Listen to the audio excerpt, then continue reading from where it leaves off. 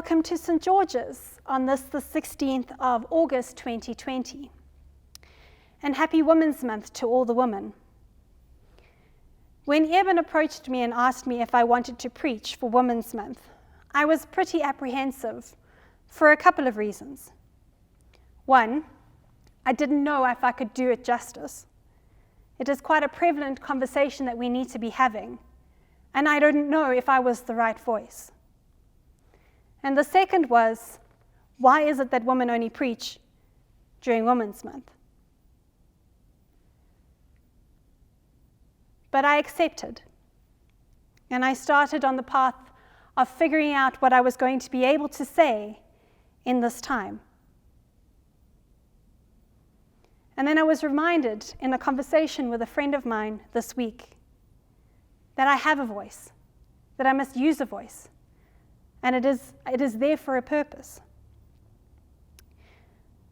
I have never been accused of being quiet. Throughout my life, I've always been loud. Growing up in a household with 3 other girls meant I had to shout for what I needed. And this trait has helped and hampered me. When I started as a youth pastor 11 years ago at the young age of 24, being young and female didn't play in my favor.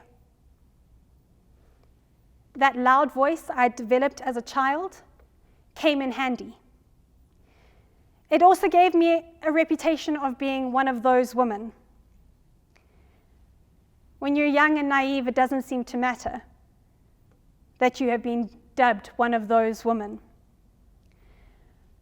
When I started my journey into theology, and during my honors year, we did a course on feminist theology, I found myself getting quite frustrated. There were all these things in the Bible that were popping up that didn't make me feel very good about being a woman. And the more I shouted about feminism, the more the people around me shut down. I have found persistence helps though. So with some of my male counterparts, their language has changed, their thinking around women has changed, and they've started to listen to me. But it has been a long journey of shouting.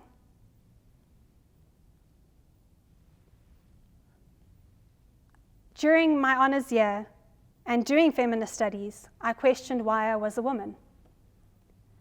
So much damage has been done to women through the Bible. But there is hope. There is movement within the church where we have started to hear the unheard voices in the Bible. So while I was going through the readings for today's service, the gospel reading was one of those that stood out to me when I was studying. It's about the Canaanite woman who pretty much shouts at Jesus to stop and to listen and to help her. In our context of today, we didn't see anything of it. But if you go back to the time of Jesus, women were not seen as being fully human. They didn't have a voice. And the fact that some woman from a different culture was addressing Jesus was a complete taboo. But yet she shouts more. I identify with the Canaanite woman.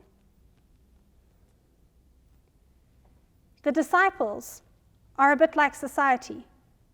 They want her to go back and stick to what she's supposed to be. Silent. And even though Jesus doesn't necessarily give her the answer that she wants in the beginning, he engages with her. He stops.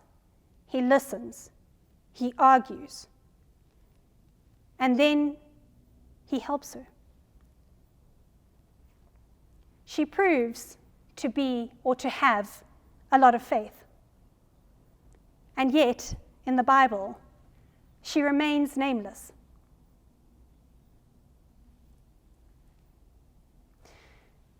When I was having coffee with a friend this week, it came to my attention that the feminist movement couldn't have been easy on men.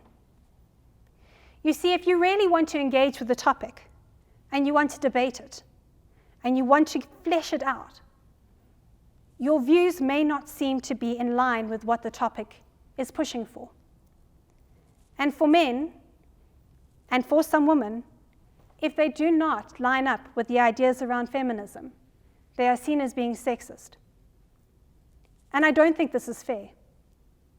You see, Jesus didn't exactly align with what she wanted, but he engaged in the conversation.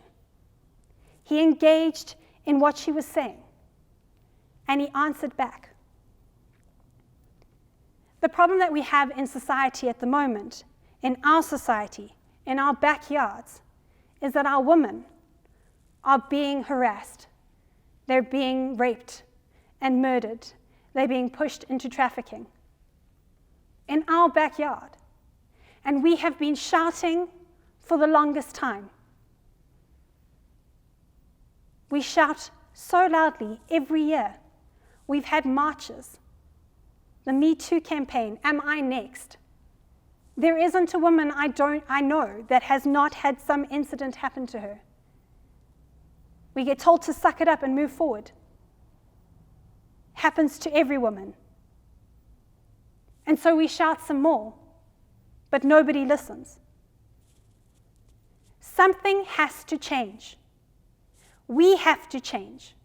We have to engage in conversations with everybody, in a safe space where people don't get judged on their views, where we hear one another. We cannot be afraid that our views might not line up with those of the majority.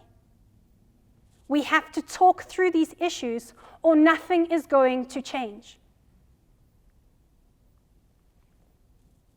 So this year with the spring lectures, we are looking at gender-based violence. We are going to have conversations around this awful time in our lives. And we want everybody to engage. Not just the feminists like me, but the people that may not see it as the way forward. We have to have these conversations. Or women, like the ones in the Bible, that have been great examples of growing churches and moving the movement forward, will always remain nameless. And our women will keep dying. Amen.